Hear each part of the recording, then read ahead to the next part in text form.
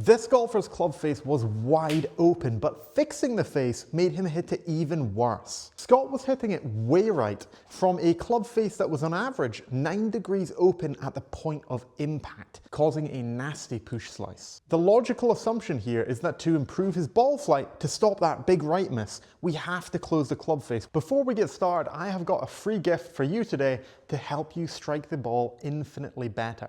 My perfect strike blueprint can be accessed completely free down in the first pinned comment. It's got all of my best, most effective drills to enhance ball striking with clear feedback. Check them out down below in the comments.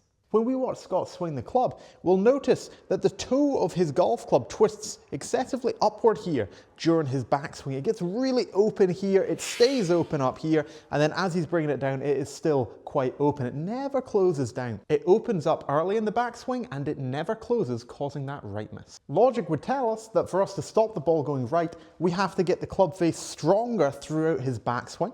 If he then retains that, we should find the ball going much more to the left. In this situation, the club face was not just opening by chance, it was happening as a reaction to something else in his swing. If you watch closely here from Scott's face-on video, watch how as he turns, his chest moves sideways. So he has a really flat shoulder turn, his sternum moves to the side of his pelvis here.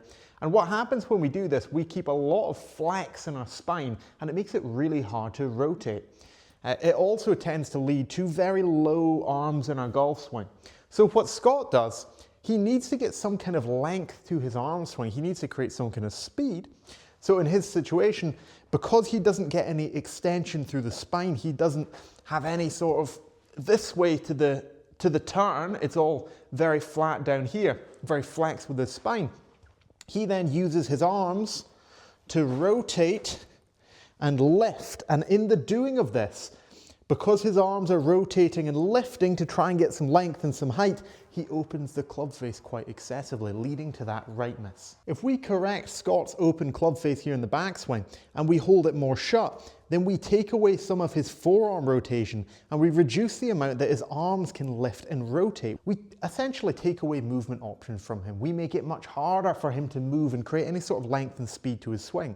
And the reaction to that is generally poor ball striking. We actually experimented with trying to close the club face in his backswing early in the lesson and found that he hit it actually further to the right, which is really interesting. So we focused on his pivot. We focused on having the chest working less this way and building in a more centered turn here with more extension to the spine. So he holds his spine here straighter. This allows him to have some natural lift to the club here.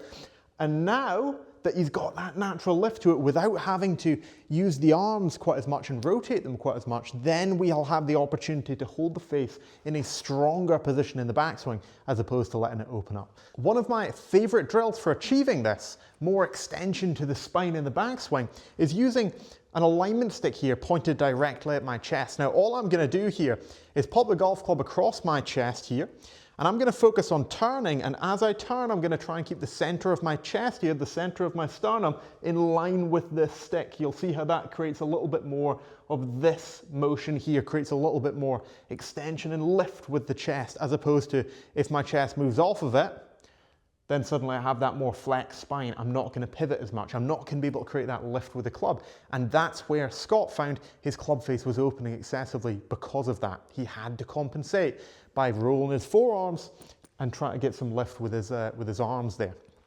So I'd initially just make some reps here, trying to turn, keeping our chest very centered on top of this stick, as opposed to letting us move this way.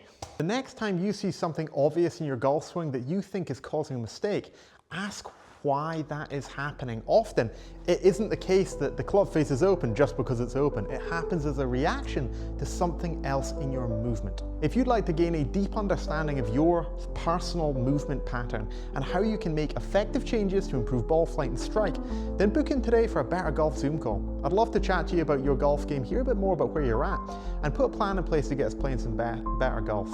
And we can discuss whether working together one-to-one, completely online via anywhere worldwide is the right thing for your golf game and exactly how it works. Book in for a better golf call today down in the description. Thank you so much for watching. I hope you enjoyed this video. Let me know your thoughts down in the comments. If you've got any questions, drop them down in there. I am here to help. Have an incredible day.